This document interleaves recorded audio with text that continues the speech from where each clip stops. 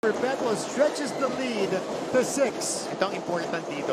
Tabayanan natin, how will Kines get his touches? Gian Gomez finally getting one to go in. Pero sa kabila, Gian Gomez, he's been trying to find his first 2 points. Finally taking away the main point of attack ng LSGH. Yeah. Question is, can LSGH fabricate looks for the other guys? Oh, look at that. Gorgeous move coming from Gian Gomez. And this guy is taking matters into his own hands to bring the Greenies back in it.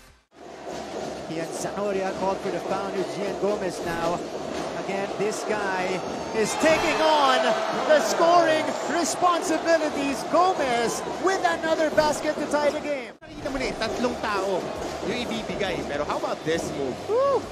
The spinning away from the defense and shooting it over the outstretched arms of the defender. Has 7 points here in the first. Gomez, no. Gomez comes up with it. Gian Gomez, another fade, gets the bounce that time. This guy is on a roll. He's got 9 points in the first. 15 from long distance. Alam ko na ginawa nila sa practice kahapon. Panay spread shooting lang to. Si Coach Jock. Kasi nakikita mo yung shooting spots eh. Si Gian Gomez with a 3. Yung shooting spots, corner. Tapos yung mid-slice na yun. 2-foot gather umatake si Gillian Kines eh. Lagi siyang ganun. Or he would read the defense. Catch and look muna to eh.